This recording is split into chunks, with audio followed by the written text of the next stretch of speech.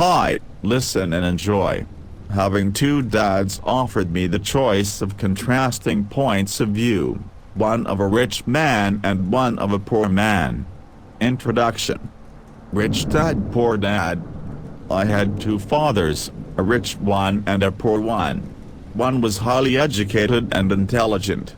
He had a PhD and completed 4 years of undergraduate work in less than 2 years.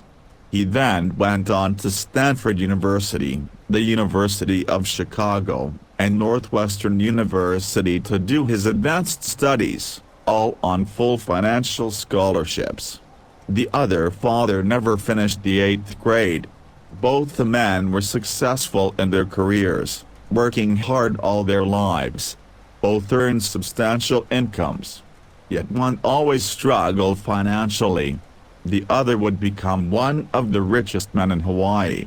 One died leaving tens of millions of dollars to his family, charities, and his church. The other left bills to be paid. Both the men were strong, charismatic, and influential. Both men offered me advice, but they did not advise the same things. Both the men believed strongly in education but did not recommend the same course of study. If I had had only one dad, I would have had to accept or reject his advice. Having two dads offered me the choice of contrasting points of view, one of a rich man and one of a poor man. Instead of simply accepting or rejecting one or the other, I found myself thinking more, comparing, and then choosing for myself. The problem was that the rich man was not rich yet, and the poor man was not yet poor. Both were just starting out on their careers, and both were struggling with money and families.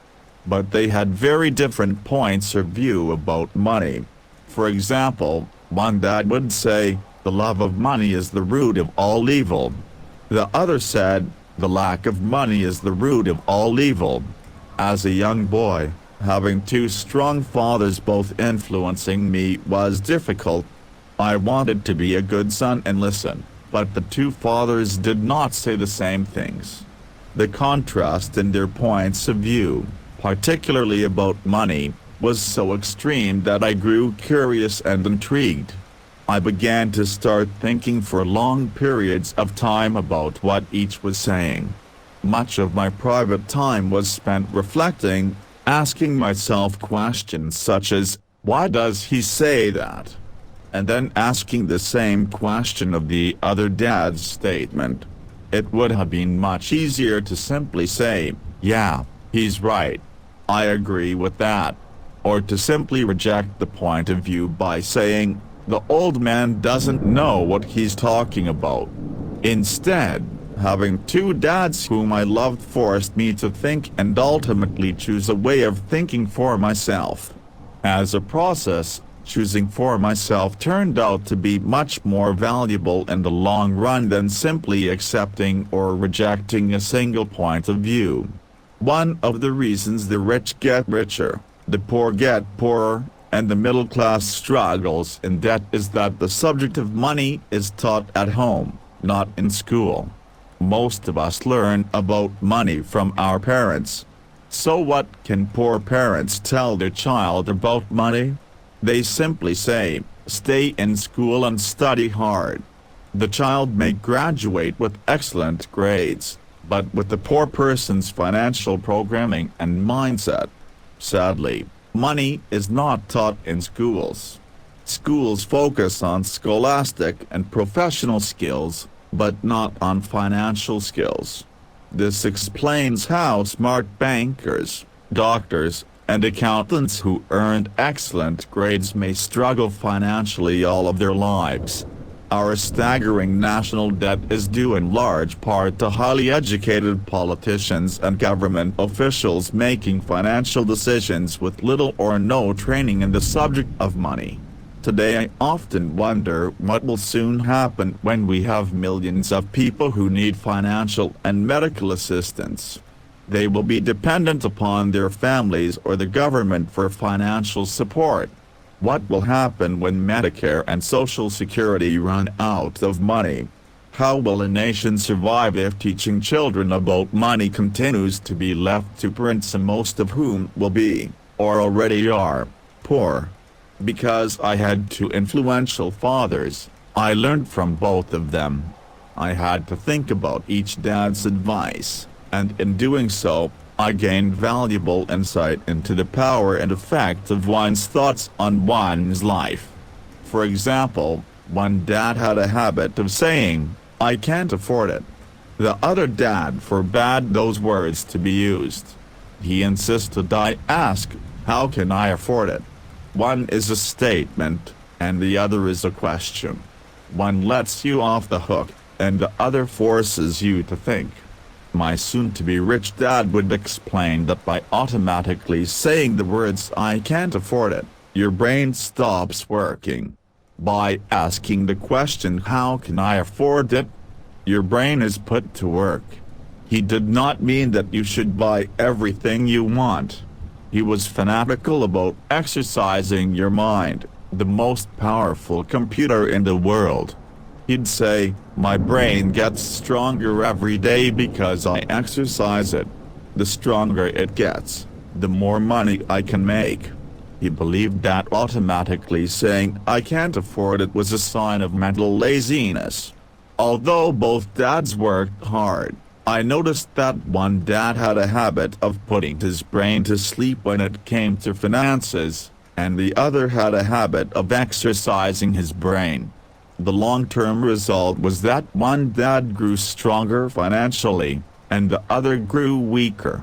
It is not much different from a person who goes to the gym to exercise on a regular basis versus someone who sits on the couch watching television.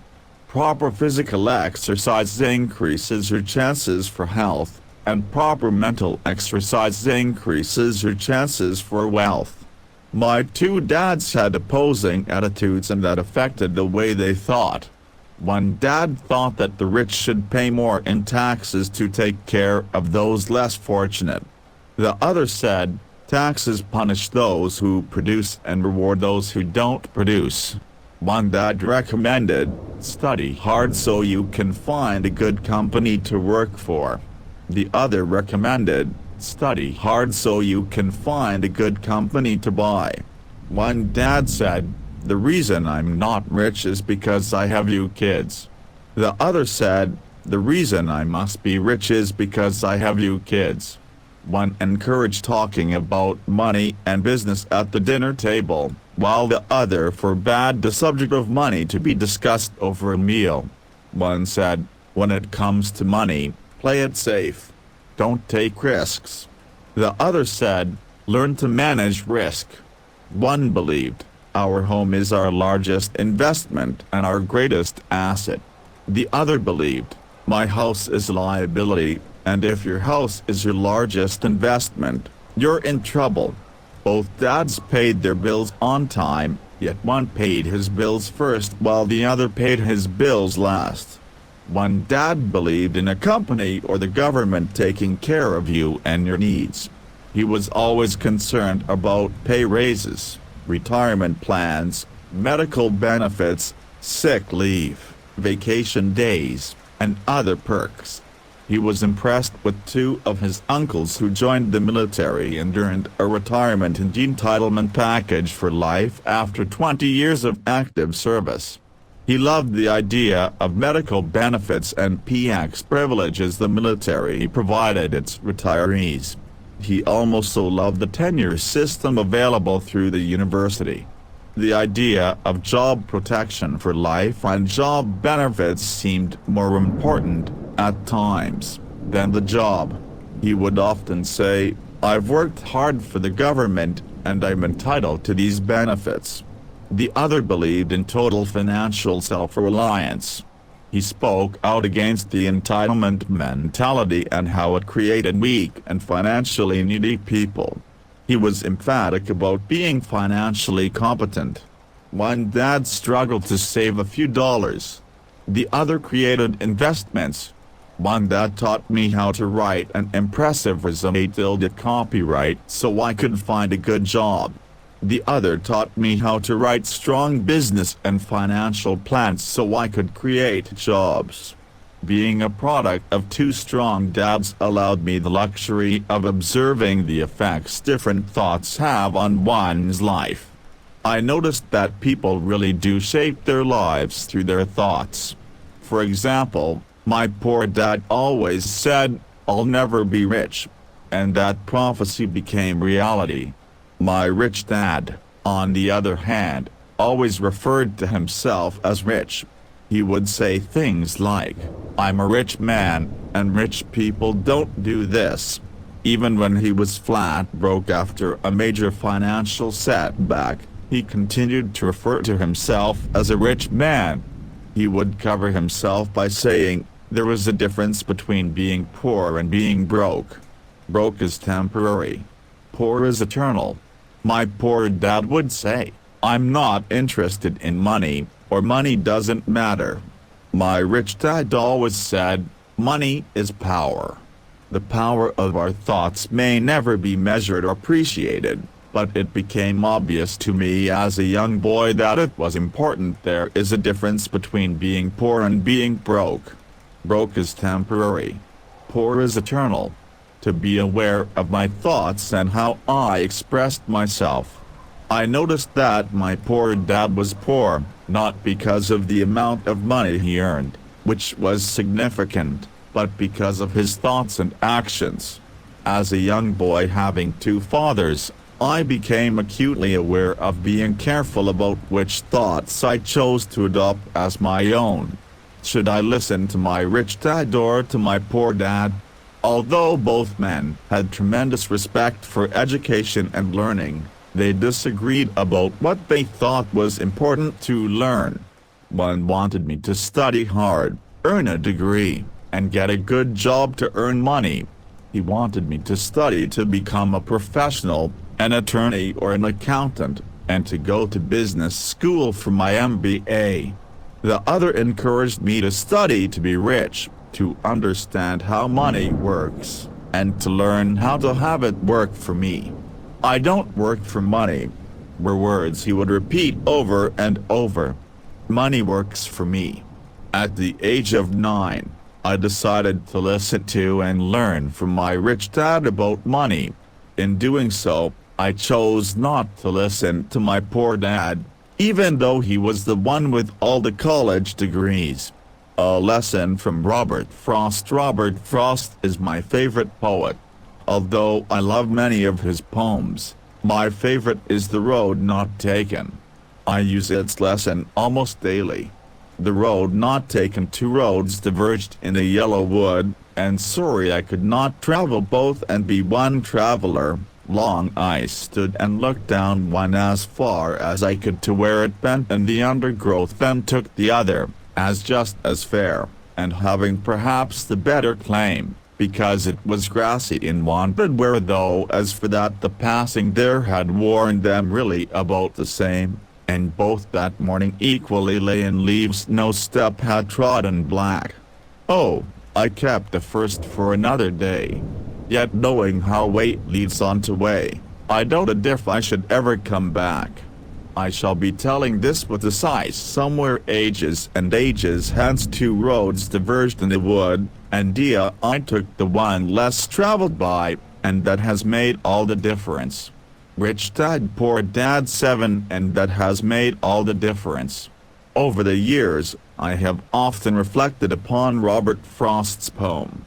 Choosing not to listen to my highly educated dad's advice and attitude about money was a painful decision, but it was a decision that shaped the rest of my life.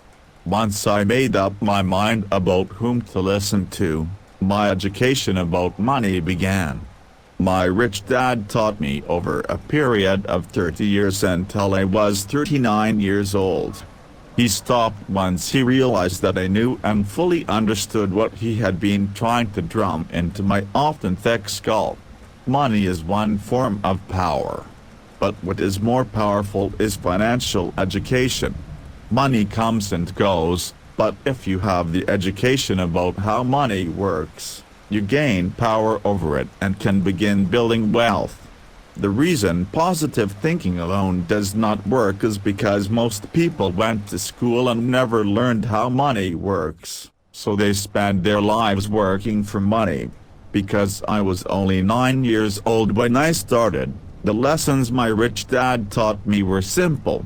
And when it was all said and done, there were only 6 main lessons, repeated over 30 years. This book is about those 6 lessons, put as simply as possible, just as simply as my rich dad put forth those lessons to me. The lessons are meant not to be answers, but guideposts that will assist you and your children to grow wealthier no matter what happens in a world of increasing change and uncertainty.